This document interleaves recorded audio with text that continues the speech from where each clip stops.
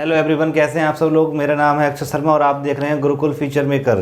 तो जैसा कि आपको बताया गया था कि जब तक हमारा टॉपिक संविधान सभा चलेगा तब तक हम जिक्र करेंगे पिछली टॉपिक का, भारत के संवैधानिक विकास का, जिसके अंतर्गत मैं आपको डेली पिछले टॉपिक से क्वेश्चन लेके आऊँगा जिससे कि आपका पिछला टॉपिक रिवाइज होता रहे। ठीक है, तो हम आज का क्वेश्चन है हमारा, इसको पढ़ेंगे। निम्न में से किस एक्ट के तहत पृथक निर्वाचन के आधार पर मुस्लिमों के लिए सांप्रदायिक प्रतिनिधित्व का प्रावधान किया गया? तो इसमें चार ऑप्शन दे रखे हैं आपको। ऑप्शन एक 1919 ईस्वी का एक्ट, 1858, 1909, 1892। तो ये सारे के सारे एक्ट आपको पढ़ाए गए हैं। आपको बताना है किस एक्ट के तहत मुस्लिमों के लिए पृथक निर्वाचन के आधार पर सांप्रदायिक प्रतिनिधित्व का प्रावधान किया गया। तो आप सभी लोग जितने भी सारे स्टूडेंट्स देख रहे हैं वो सब के सब कमेंट सेक्शन में इसका आंसर देंगे, जिससे कि आपके पुराना टॉपिक रिवाइज होता रहेगा। ठीक है, तो पॉज करके आप इसको नोट करें और कमेंट सेक्शन में दें। फिर हम बात करते हैं अपनी नेक्स्ट क्लास, नेक्स्ट टॉपिक।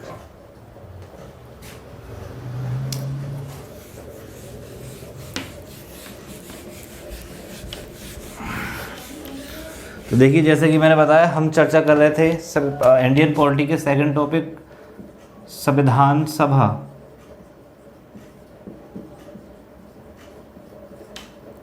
भारतीय संविधान सभा, इसको हम अध्ययन कर रहे थे। और लास्ट टाइम मैंने आपको बताया था किस तरीके से ब्रिटिश सरकार को मजबूर होना पड़ा और भारत को स्वतंत्रता के लिए उसने स्टेप ले लिया। और पहले ही 1946 में एक मिशन, कैबिनेट मिशन नाम से एक संस्था भेजी, जिसके अंतर्गत 3 व्यक्ति थे जो आपको बताए गए थे, sir Stafford Cripps, Pethick Lawrence और A.B. अलेक्जेंडर। अगर उनमें बात करी जाए हेड की, तो पैथिक लॉरेंस उनमें हेड था। अगर क्वेश्चन पूछा जाए हेड की, तो पैथिक लॉरेंस उसमें हेड था। ठीक है, जो भारत सचिव था। उससे आगे की बात करेंगे, क्योंकि मैंने आपको बताया था जो कैबिनेट मिशन आया था लास्ट क्लास में, मैंने आपको बताया था कैबिनेट मिशन। इसको कैबिनेट मिशन क्यों कहा गया ये भी मैंने आपको बताया। ये इसलिए कहा गया क्योंकि इसमें सारे के सारे जो तीनों मेंबर्स थे वो ब्रिटिश कैबिनेट के सदस्य थे, कैबिनेट मिनिस्टर थे, इसलिए इसको क्या कहा गया, कैबिनेट मिशन। इसके 2 काम थे, एक तो संविधान सभा का निर्माण, संविधान सभा का निर्माण, और सेकंड काम क्या था भी इसका, अंतरिम सरकार का गठन, अंतरिम सरकार का गठन। ये 2 काम थे। अब ये 2 काम इनको निपटाने थे। तो किस प्रकार से संविधान सभा का निर्माण हुआ, पहले हम बात करेंगे इसकी। उसके बाद अंतरिम सरकार का गठन किस प्रकार से किया गया, कौन कौन उस गवर्नमेंट के मेंबर्स बने, ठीक है, कौन उसके लीडर्स बने, उसकी हम चर्चा करेंगे। तो सबसे पहले हम बात करते हैं संविधान सभा का निर्माण। ये दोनों कार्य थे कैबिनेट मिशन के। ये सारी बातें पिछली क्लास, यदि आप सभी लोग जो नए बच्चे हैं अभी इसी वीडियो को देख रहे हैं, उनसे मैं कहूँगा कि सबसे पहले पिछली क्लास यानी कि क्लास जो 10 है उसको देख लें, उसके बाद इस क्लास को देखें, तब उनको सारी बात समझ में आएगी। उसमें मैंने विस्तार से सारी बातें एक्सप्लेन की हैं कि क्यों कैबिनेट मिशन आया, क्या व्यवस्था है, क्यों मजबूर हो गई ब्रिटिश गवर्नमेंट, क्या क्या कारण रहे, क्यों, कब, कैसे, सारे आपके क्वेश्चंस का जवाब मिल जाएगा। यहाँ आपको फुल्ली पढ़ाया जा रहा है। ठीक है, बिल्कुल कंटेंट आपको फुल दिया जा रहा है, जिससे कि कोई भी चीज़ ना रह जाए। एवरी एग्ज़ाम इसको आपने पढ़ लिया, फिर पॉलिटी का क्वेश्चन नहीं बचेगा, ये मेरा वादा है आपसे। अब बात करते हैं हम आगे। तो देखिए, संविधान सभा का निर्माण क्या किया इन्होंने, संविधान सभा का निर्माण।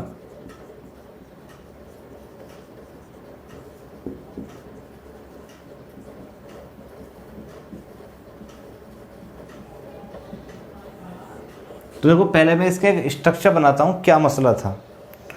जो संविधान सभा के कुल सदस्य थे वो कितने नियत की गई, संविधान सभा के सदस्य। आपको बताऊं, संविधान सभा के लिए सदस्य नामित जो टोटल नियत किए गए वो थे 389। अब 389 सदस्य कैसे कैसे आने थे उनको समझ लो।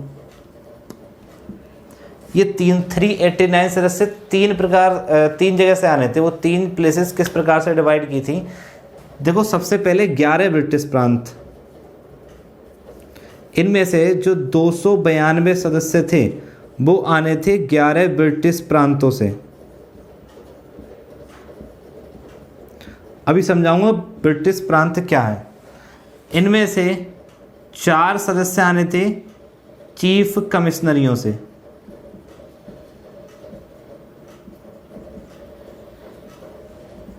और इनमें से जो 93 सदस्य हैं वो आने थे देसी रियासतों से।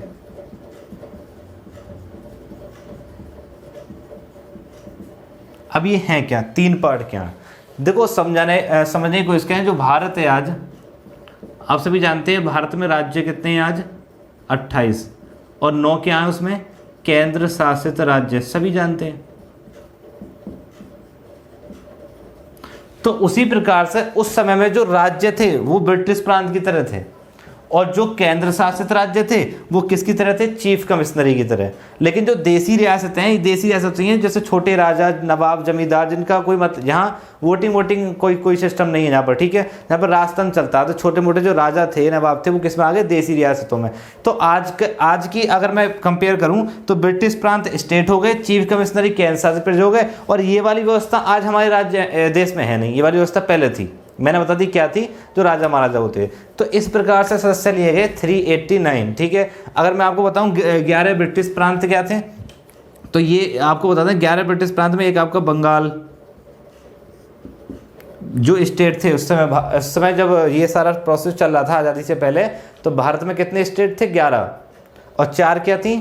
चीफ कमिश्नरियाँ। तो 11 स्टेट कौन से? एक तो बंगाल था, और आपका मद्रास, और आपका बॉम्बे जो है महाराष्ट्र और गुजरात में डिवाइडेड हो गया है, और आपका उड़ीसा,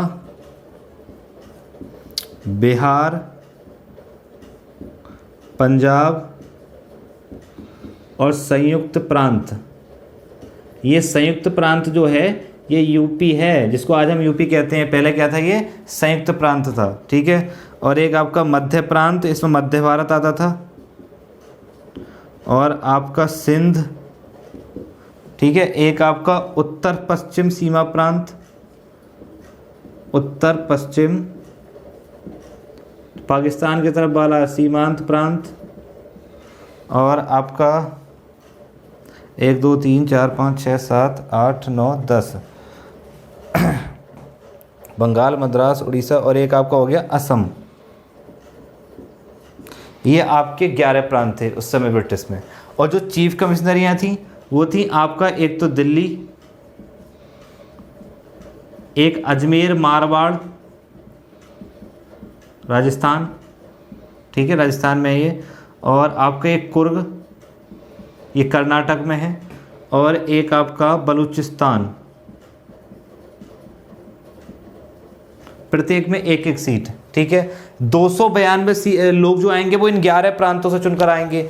4 लोग इन प्रत्येक एक एक आपके चीफ कमिश्नरी से आएंगे, और 93 कहाँ से आएंगे? देसी रियासतों से। अब मैटर क्या था, किस प्रकार से आने थे? इन्होंने क्या करा, जे दोनों थे 296, यानी कि 292 प्लस 4 कितने हो गए? 296। जो ये वाले सदस्य थे वो यहाँ से निर्वाचित होकर आने थे, यानी कि चीफ कमिश्नरी और ब्रिटिश प्रांतों से यहाँ से निर्वाचित होकर आने थे। ये क्या होने थे? निर्वाचित, ठीक है। लेकिन जो ये 93 थे ये निर्वाचित नहीं होने थे। जो यहाँ पर देसी रियासतें आती थीं उनके प्रमुखों को ये जिम्मेदारी दी गई कि वो अपने यहाँ से व्यक्तियों को भेजें। अब कितने व्यक्ति? तो आपको बताएं, ये जो 389 थे, इनमें प्रत्येक सदस्य 10 लाख लोगों पर था। कितने लोगों पर? 10 लाख लोगों पर, समझ रहे हो। जैसे एग्जांपल देता हूं मैं संयुक्त प्रांत का। संयुक्त प्रांत से 55 सदस्य गए थे। कितने थे? सबसे ज़्यादा संयुक्त प्रांत से ही थे, 55 सदस्य। हमारे यूपी जो इस समय स्टेट है, तो 55 का मतलब है 55 की गुणा 10 लाख से कर दो, इतनी जनसंख्या रही होगी यहाँ पे। 10 लाख से क्या जाएंगे? 1। अब जैसे एक देसी रियासत है, वो महाराजा हैं, उनकी आबादी कितनी है? 40 लाख। तो वहाँ के प्रमुख से बोल दिया गया आपके राज्य की, आपके साम्राज्य की आबादी 40 लाख है, आपको कितने सदस्य भेजने हैं? 4, क्योंकि हम 10 लाख से क्या ले रहे हैं? 1 ले रहे हैं। जैसे उड़ीसा है, मान के चलो उड़ीसा में कितनी है? कि सब 80 लाख आबादी है, तो उड़ीसा कितने भेजेगा? 8 भेजेगा, मान के चलो। बात समझ में आ रही है? प्रत्येक 10 लाख से सदस्य आ जाएगा। और इन सभी यूटी से कितने कितने सदस्य लिए गए? 1-1। क्लियर हुई बात है भाई? तो इस स्ट्रक्चर को आप नोट कर लेंगे कि 292 यहाँ से, 4 यहाँ से और 93 यहाँ से, और प्रत्येक सदस्य कितने लोगों पर था? 10 लाख लोगों पर। क्लियर होगी बात है भाई? तो इस स्ट्रक्चर को नोट कर लेंगे जिससे बातें दिमाग में रहे, कहाँ से कितने सदस्य आए। अब मैं बताता हूँ किस प्रकार से। अब देखो ये जो हैं 93 क्या हुए हैं? नामांकित, क्योंकि इनके लिए चुनाव थोड़ी ना होगा। और 292 क्या हुए हैं? निर्वाचित, क्योंकि 93 जो देसी रियासतों से वहाँ के राजा महाराजा नवाब उनसे बोल दिया कि आप तो भेज दें। अब आप जाने वो 4 लोग कौन होंगे। यदि आपकी राज्य में 40 लाख जनसंख्या है तो आप 4 लोग भेजोगे, आपके ऊपर डिपेंड करता है आप किसको भेजोगे।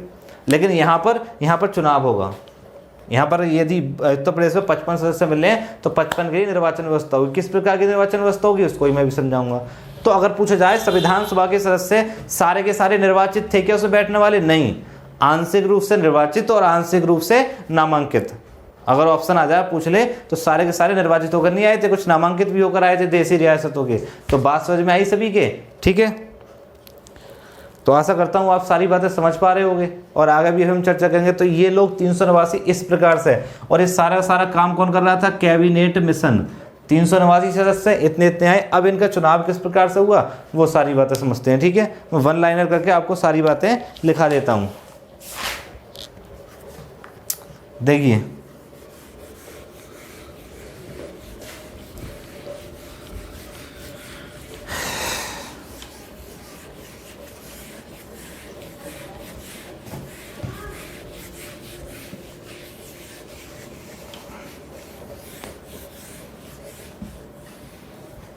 अब बात करते हैं हम आगे, 1 मिनट।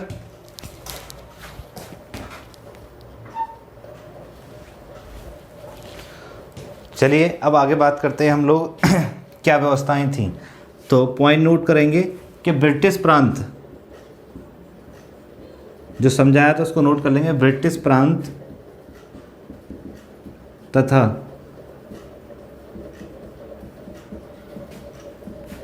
देसी रियासतों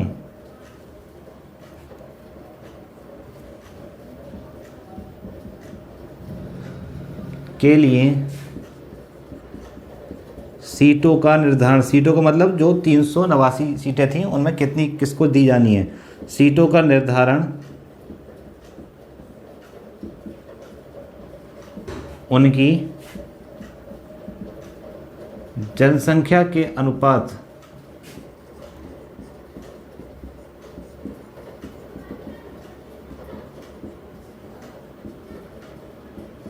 किया जाना था। ठीक है, मोटे तौर पर कहा जाए तो प्रत्येक 10 लाख लोगों पर एक सीट थी, यानी कि एक सदस्य था। प्रत्येक 10 लाख लोगों पर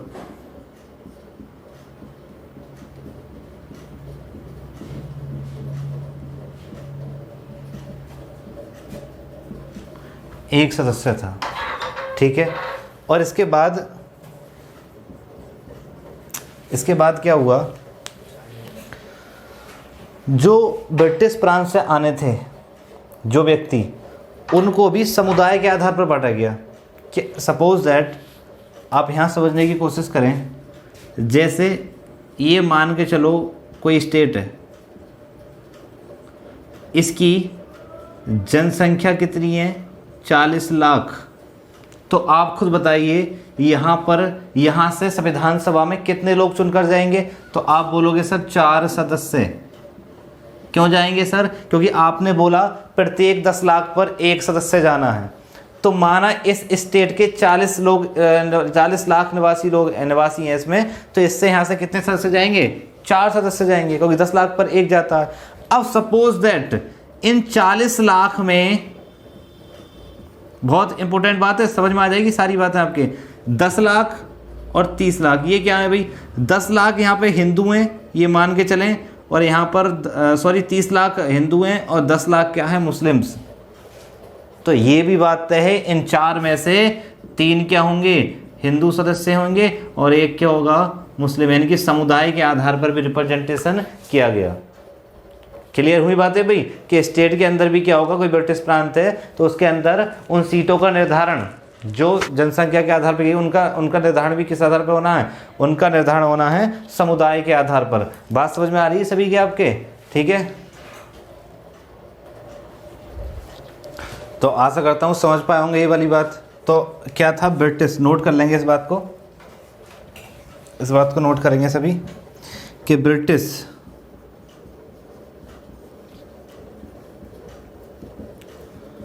प्रांतों में आवंटित सीटों का निर्धारण, और वो समुदाय 3 बांटे गए थे, 3 प्रकार के समुदाय थे। ठीक है, यहाँ मैंने हिंदू मुस्लिम की बात करी, 3 प्रकार के, एक तो हिंदू, एक मुस्लिम, एक सामान्य, एक मुस्लिम और सिख।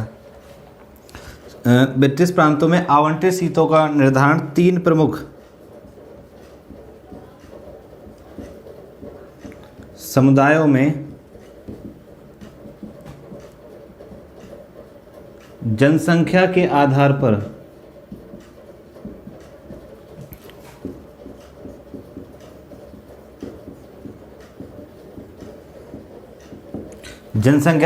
पर किया जाना था। ठीक है, अब वो 3 प्रमुख समुदाय क्या थे मैं आपको समझाता हूं। ठीक है, उनको नोट कर लेंगे, 3 प्रमुख समुदाय।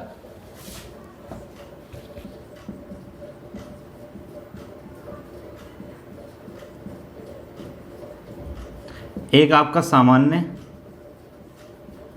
एक मुस्लिम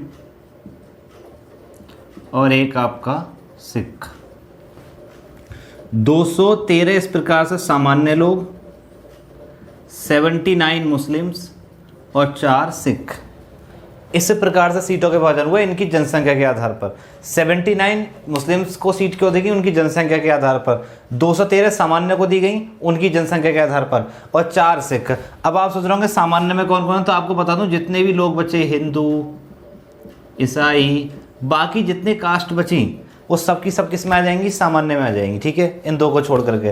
तो इस प्रकार से अगर पूछा जाए जनसंख्या के आधार पर भी और समुदाय के आधार पर भी रिप्रेजेंटेशन किया गया था, किसमें भाई? संविधान सभा में। क्लियर हो गई बातें? ठीक है भाई। अब चुनाव कैसा हुआ होगा? क्या आपने सीधा वोट डाला होगा? तो चुनाव की व्यवस्था किस प्रकार से, ये सीटें आ गई, ऐसे नहीं डायरेक्ट आ गई, इनके लिए चुनाव कराया गया। अब चुनाव की क्या व्यवस्था थी वो आप समझेंगे। इतनी बात समझ में आ गई आपको कि प्रत्येक स्टेट को कितनी, जैसे मैं भी एग्जांपल दिया, 40 लाख जनसंख्या थी तो 4 सीटें मिल गई। अब वहाँ पे चुनाव होगा, ठीक है, लेकिन 4 में से भी 3 हिंदू खड़े होंगे, 1 मुस्लिम, क्योंकि 30 लाख हिंदू की थी, 10 लाख मुस्लिम की, तो इस प्रकार से समझाएगा। लेकिन उनको चुनाव किस प्रकार से होगा? क्या डायरेक्ट वोटिंग होगी? क्या व्यवस्था होगी वो अभी समझाऊंगा, वोटिंग की व्यवस्था। लेकिन इस प्रकार से सदस्य लिए गए। ठीक है, तो इसको पॉज करके आप नोट कर सकते हैं सब कुछ। इसको नोट करिए भी जल्दी।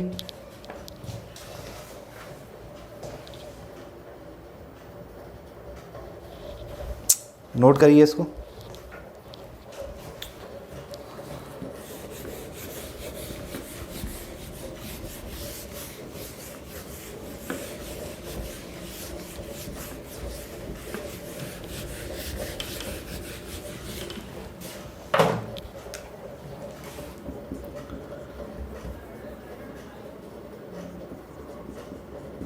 ब्रिटिश प्रांत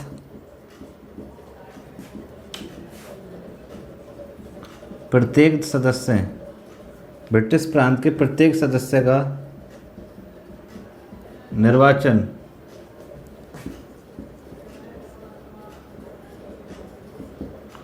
उस प्रांत की प्रांतीय असेंबली, यानी कि जो प्रांतीय परिषद थी, प्रांतीय असेंबली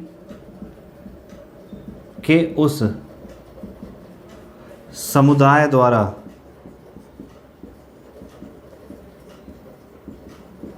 किया जाना था। जैसे सपोज दैट ये स्टेट है, ठीक है, अब मान के चलो यहाँ पर 40 लाख जनसंख्या है, तो यहाँ से कितने सदस्य जाएंगे? 4 सदस्य जाएंगे। ठीक है, क्लियर है? आपको दिखाई दे रहा है ये? हाँ दिखाई दे रहा। तो देखिए भाई 4 सदस्य, 40 लाख, एक स्टेट है। अब सपोज दैट यहाँ पर क्या है, 20 लाख लोग सामान्य वाले हैं। 20 लाख लोग क्या हैं? सामान्य वाले। समझने की कोशिश करना। और 10 लाख लोग हैं, 10 लाख लोग हैं मुस्लिम, और 10 लाख लोग हैं सिख। तो यहाँ से 2 सीटें इनकी, एक सीटें इनकी, इस प्रकार से जाएंगी। ठीक है, तो जो इनका 2 सीटों का जो चयन करेंगे वो जो यहाँ की प्रांतीय परिषद होगी, प्रांतीय असेंबली होगी। ये नहीं है आप वोटिंग करोगे, नहीं, जनता का वोट नहीं, ये तो बहुत टाइम लग जाता है बहुत। जो प्रांतीय असेंबली में सामान्य लोग समुदाय के जितने सदस्य होंगे वो सदस्य इसको निर्वाचित करके भेजेंगे। और जो 10 लाख एक सदस्य मुस्लिम का जाना है तो यहाँ पर जो मुस्लिम समुदाय के सदस्य होंगे वो उनका निर्वाचन करेंगे, जितने भी लोग कैंडिडेट खड़े होंगे वो वोटिंग करेंगे। और सिख वाले तो वो यहाँ क्या बोला है मैंने, ब्रिटिश प्रांत के प्रत्येक सदस्य का निर्वाचन उस प्रांत के या उस प्रांत की प्रांतीय असेंबली के उस समुदाय द्वारा किया जाना था जिस समुदाय का वो सदस्य था। सिख समुदाय का तो सिख समुदाय के द्वारा, सामान्य समुदाय का तो सामान्य समुदाय के द्वारा। सामान्य का मतलब क्या है, बाकी जितनी कास्ट है वो सब सामान्य में आ रही हैं। ठीक है, और यदि वो मुस्लिम समुदाय का तो मुस्लिम समुदाय के द्वारा। क्लियर हो गई बात है भाई। चुनाव किस प्रकार से हुआ, तो ये अप्रत्यक्ष चुनाव कह सकते हैं हम। ठीक है, ब्रिटिश प्रांतों में। सेकंड, ये तो हो गई ब्रिटिश प्रांतों की चीफ कमिश्नर की बात। यदि बात हम करें किसकी, देसी रियासतों की, तो देसी रियासतों में चुनाव नहीं होना था। देसी रियासतों में क्या व्यवस्था थी, नोट करेंगे 1 मिनट। ठीक है, क्या था देसी रियासतों में, आपको बताऊं। जस्ट सपोज दैट कोई देसी रियासत है, कोई महाराजा हैं और यहाँ इनकी साहब जनसंख्या कितनी है, 30 लाख। तो इनसे बोल दिया गया, जो यहाँ के राजा साहब हैं इनसे कह दिया आपको कितने सदस्य भेजने हैं, 3 सदस्य भेजने हैं। अब आप कैसे भेजोगे, आप जानो, आप किनको भेज रहे हो, आपके ऊपर डिपेंड हमने छोड़ दिया। तो यहाँ का जो प्रमुख था, राजा था या जो भी था, वो तय करता कि उसको 30 लाख आबादी है उसके देसी रियासत उसके साम्राज्य की, तो उसको 3 सदस्य भेजने हैं अपने यहाँ से। ठीक है, अब किसको भेजागा, उसको, उसकी हेडक है, चुनाव कराए क्या कराए वो उसकी प्रॉब्लम है। ठीक है, तो यहाँ से उन्होंने ब्रिटिश जो सरकार थी उसने इस प्रकार की व्यवस्था कर दी। तो देखो देसी रियासतों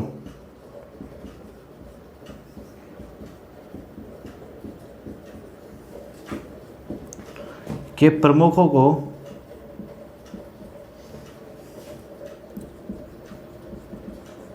सदस्य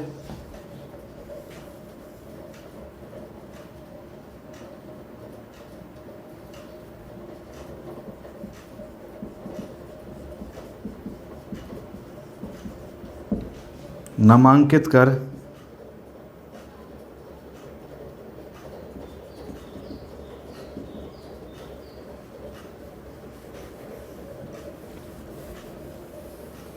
इसको ठीक प्रकार से लिख लेंगे एक लाइन में।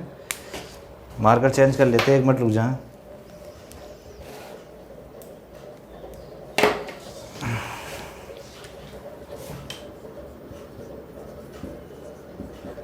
नोट कर लेंगे, देसी रियासतों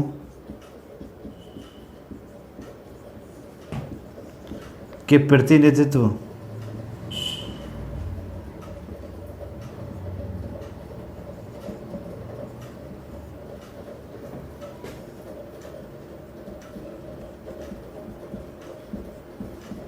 सदस्यों का चयन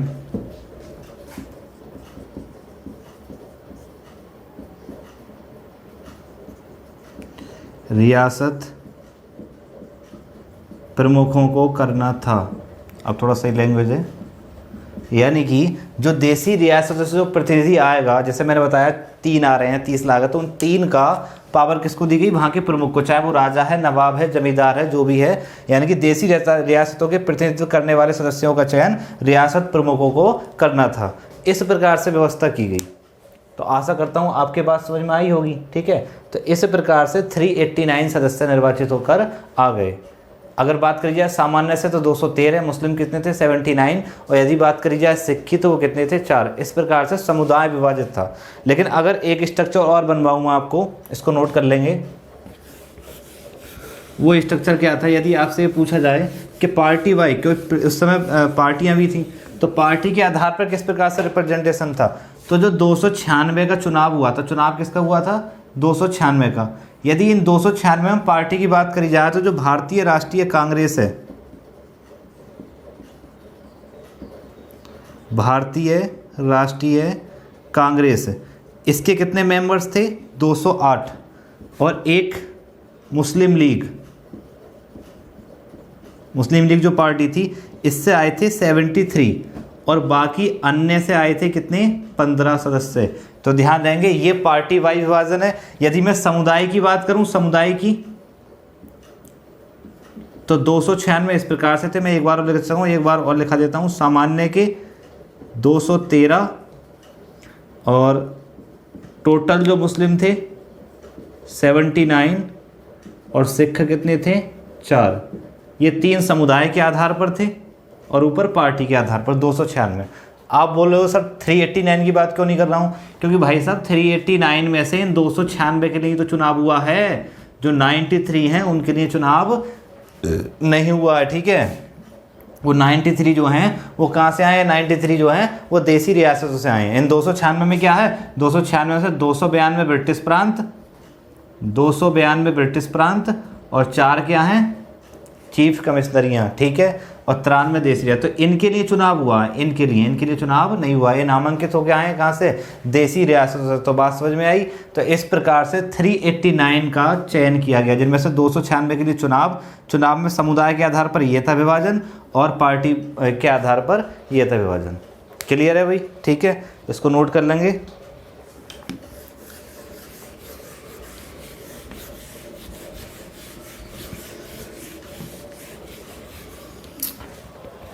अब देखिए, अगर बात करी जाए महिलाओं की, ये भी पूछा जाता है। संविधान सभा में 33 सदस्य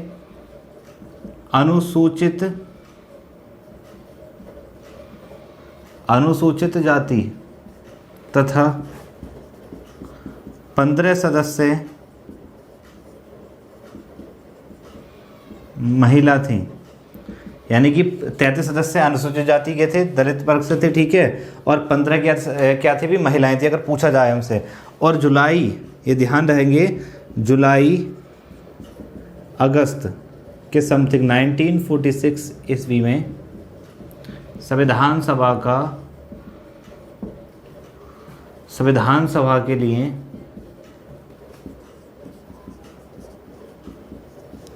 चुनाव प्रक्रिया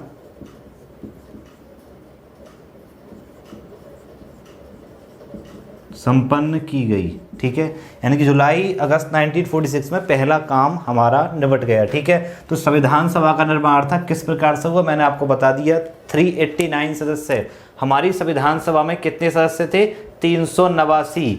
वो किस प्रकार से विभाजित किए गए, कहाँ से आया, किस प्रकार से आया, आपको बिल्कुल एक्सप्लेन कर दिया। आपके दिमाग से बातें निकलेंगी नहीं, खाली वन लाइनर लिखाया था 389 ये हो गए, ऐसा कुछ नहीं। पूरा समझाया बाकायदा किस प्रकार से देसी रियासतों से आए, किस प्रकार से स्टेट से आए।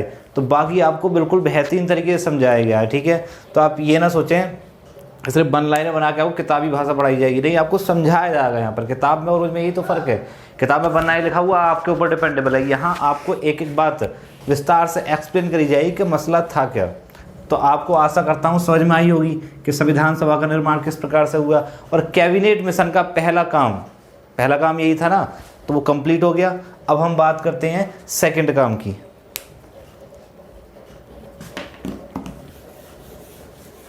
और वो क्या है भाई? अंतरिम सरकार का गठन।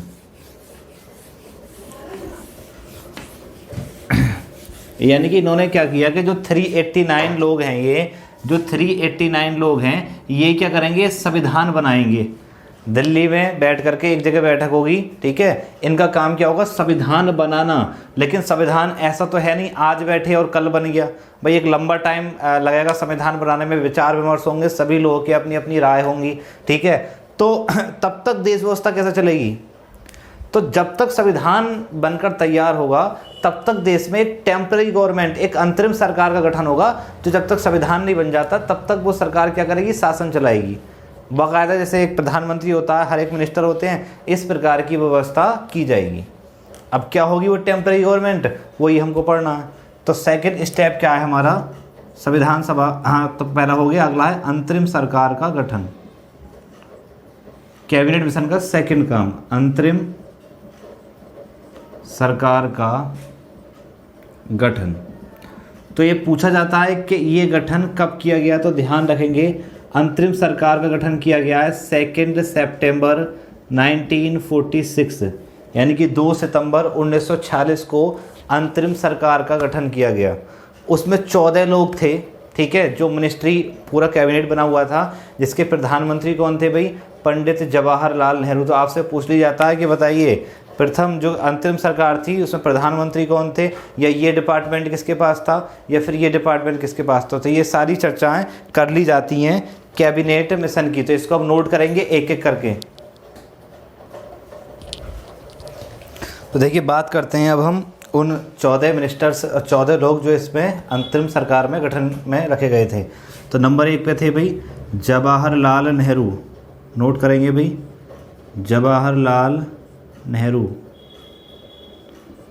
ये थे प्रधानमंत्री। अंतरिम सरकार में अगर पूछा जाए प्रधानमंत्री कौन थे तो वो थे पीटी नेहरू। और बताऊं इनके पास डिपार्टमेंट थे विदेश एवं राष्ट्रमंडल मामले, ये विभाग इनके पास थे, ठीक है। सेकंड नंबर पर सरदार पटेल, सरदार वल्लभ भाई पटेल, तो इनके पास गृह मंत्रालय दिया गया था अंतरिम सरकार में, टेम्पररी गवर्नमेंट में, ठीक है। और इसके साथ ही ने सूचना तथा प्रसारण,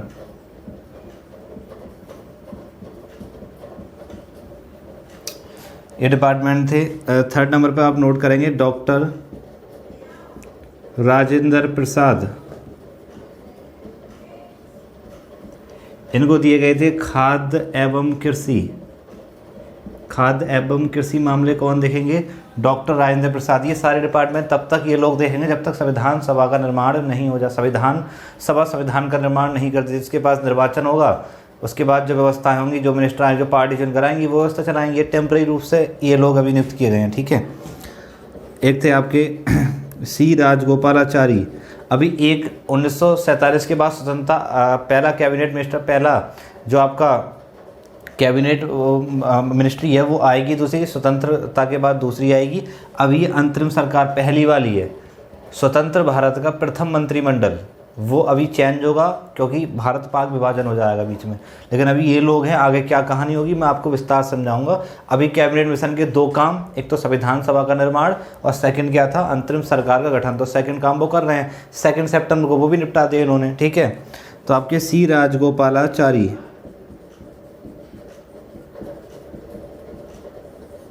इनको दी गई एजुकेशन, शिक्षा के मामले, ठीक है। एक है आपके जॉन मथाई,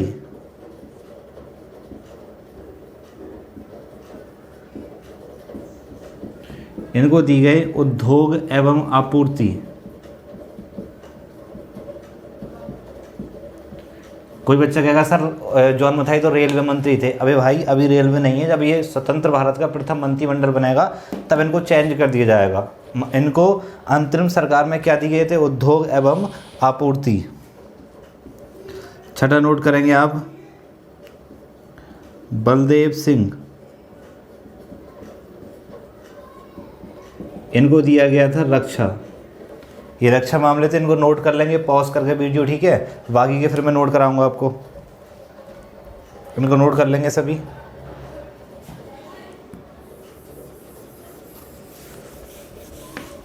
वीडियो को पॉज कर लिया करें, रोक कर उसको, ठीक, फिर आराम से नोट कर लिया करें।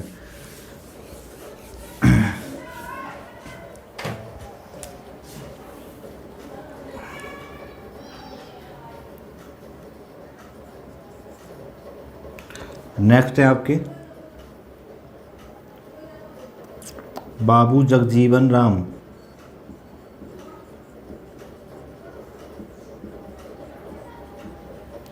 इनको दिया गया था श्रम।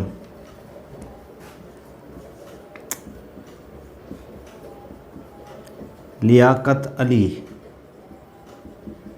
इनको डिपार्टमेंट दिया गया था वित्त।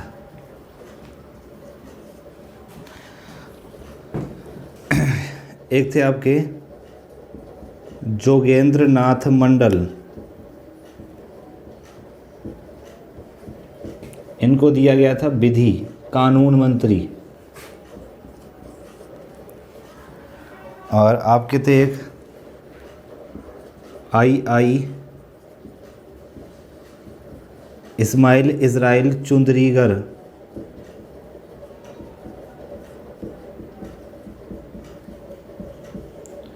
इनको वाणिज्य दिया गया था। एक थे गजनफर अली खां,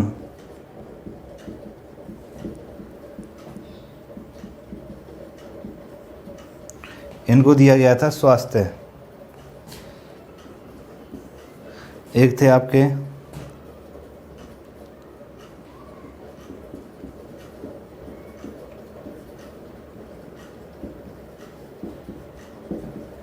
इनको दिया गया था बंदरगाह खान एवं कार्य। मार्कर चेंज कर लेते हैं, इसको नोट कर लेंगे और लिखा देता हूँ मैं।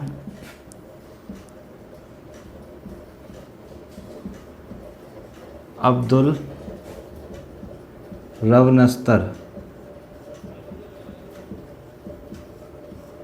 इनको दिया गया था संचार। तो ये वो मिनिस्टर थे सब के सब। और एक को लिख लेंगे आसफ अली,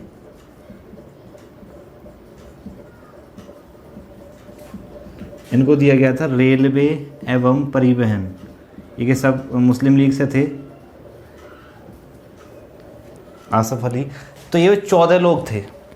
इन 14 लोगों का गठन अंतरिम सरकार के तहत किया गया, यानी कि वो मिनिस्टर हैं, वो देश चलाएंगे। यानी कि रेलवे के मामले ये देखेंगे, संचार के मामले ये देखेंगे, वाणिज्य के मामले ये देखेंगे। सारे लोग 14 लोग सेलेक्ट कर लिए। ये 14 के 14 लोग किसके सदस्य थे? जैसे आज राष्ट्रपति होता है ना, तो मिनिस्टर होता है, उसके प्रधानमंत्री होता है। उस समय राष्ट्रपति ये कौन था? वायसराय। और प्रधानमंत्री कौन बना दिए? पंडित जवाहरलाल। और ये उनका पूरा मिनिस्ट्री है, ये पूरा उनके मंत्रालय, मंत्रिपरिषद है, एक कैबिनेट मिनिस्टर है उनके। तो टेम्परेरी रूप से गठित किए गए। ठीक है, तो इस बात को नोट कर लेंगे। एक मिनट इसको नोट कर लें, फिर मैं एक लाइन लिखाऊंगा आपकी। ठीक है, पॉज करके इसको नोट कर लेंगे।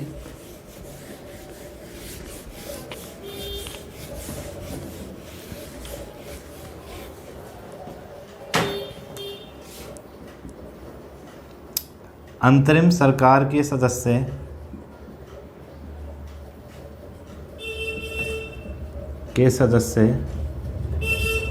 वायसराय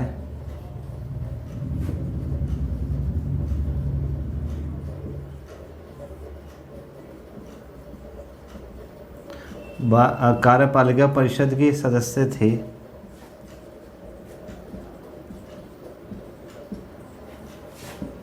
जिनका प्रमुख या अध्यक्ष कौन था? वायसराय, तथा उपाध्यक्ष पंडित जवाहरलाल नेहरू थे। यानी कि एक कार्यपालिका परिषद बना दी, उसके हेड कौन हो गए? वायसराय। उपाध्यक्ष यानी कि जैसे आज होता है राष्ट्रपति प्रधानमंत्री, इसके मंत्रिपरिषद, राष्ट्रपति की जगह कौन होगा? वायसराय। और बाकी प्राइम मिनिस्टर कौन है? पीटी नेहरू। और बाकी सब 14 सदस्य। तो इस प्रकार से 2 काम थे। पहला क्या था काम कैबिनेट मिशन का? पहला काम था संविधान सभा का निर्माण। कंप्लीटली आपको बताया गया 389 सदस्य किस प्रकार से है, कहाँ से कौन कौन आया, कैसे आया। सेकंड काम क्या था? अंतरिम सरकार का गठन। तो 2 सितंबर 1946 को वो काम भी कर दिया। 14 लोग सेलेक्ट कर लिए गए, उनको क्या क्या मिनिस्ट्री दी गई ये भी आपको बता दिया मैंने। ठीक है, तो अब संविधान सभा रेडी है, सब काम तैयार हो गया। अब संविधान सभा क्या करेगी? स्टार्ट करेगी संविधान को बनाना।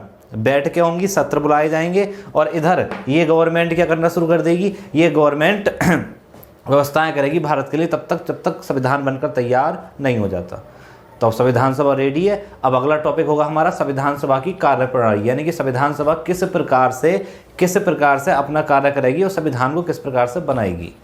और जब संविधान बनकर तैयार हो जाएगा तो उसको हम क्या करेंगे? फिर अध्ययन करेंगे भाग 1 से लेकर 22 तक, जो उसमें 22 भाग हैं। ठीक है, जितने आर्टिकल्स हैं सबको हम अध्ययन करना है। कुछ बढ़ भी गए हैं नहीं, उनकी भी चर्चा करनी है। ठीक है, तो उसके तहत हम पॉलिटी को भी अध्ययन करेंगे। तो आज की क्लास को यहीं पे समाप्त करते हैं। नेक्स्ट क्लास में हम पढ़ेंगे संविधान सभा की कार्यप्रणाली। संविधान सभा ने क्या क्या कौन कौन समितियां हुई, कैसे कैसे सत्र बुलाए गए, क्या कौन कौन उसका प्रारूपकार, कौन उसका अध्यक्ष बना, कब कब। ठीक है, वो सारी बातें हम समझेंगे संविधान सभा की कार्यप्रणाली में। तो अब तक आशा करता हूँ सारी बातें समझ में आ रही होंगी, और आप रिवाइज करके मेरी सारी वीडियोस को देखते रहें और नीचे कमेंट सेक्शन में लिखते रहें कि हमने रिवाइज किया, जिससे मुझको पता लगता रहे कि हाँ आप सभी रिवाइज कर रहे हैं। बार बार आप रिवाइज करोगे स्पीडोमीटर पर जाकर तो आपके दिमाग में बातें बैठेंगी। मैं पूरी कोशिश करूँगा आपको पुरानी बातें जितनी भी वो सब ध्यान रहे। इसी के लिए मैं आपको हर क्लास में क्वेश्चंस भी लेके आऊँगा पिछले टॉपिक्स के। जब तक हम संविधान सभा पढ़ेंगे तब तक हम डेली कुछ क्वेश्चंस की चर्चा करेंगे जो किससे होंगे, भारत के संवैधानिक विकास से, जिससे आपको पता रहे। ठीक है, तो अब बस इसी प्रकार से आप मेरी क्लासेस ले रहिए। यदि आपको पसंद आई हैं सारी वीडियोस तो आप लाइक, शेयर और कमेंट्स ज़्यादा से ज़्यादा करिए। कमेंट्स बहुत कम आती हैं, व्यूज़ आप देख रहे हैं, अच्छी बात है, लेकिन मैं आपसे बोल रहा हूँ कमेंट से ज़्यादा करिए। और यदि आपको पसंद है इसको शेयर करिए ज़्यादा से ज़्यादा। हर एग्ज़ाम के लिए आने वाले लेखपाल, यूपी, SI, UPP और अदर स्टेट के जितने भी एग्ज़ाम हैं, PCS प्रीलिम्स तक आप आराम से करोगे। आप कंटेंट उठा के देखिए अदर्स वीडियो, आपको यहाँ से कुछ नहीं बचेगा। इंपॉर्टेंट सारा कुछ यहाँ पर डाल दिया और समझा कर आपको सारी बातें दी जा रही हैं, वही फ्री ऑफ कॉस्ट। ठीक है, तो आप ज़्यादा से ज़्यादा इसको लाइक और शेयर करिए। इसी के साथ आज क्लास को समाप्त करते हैं। जय हिंद, जय भारत।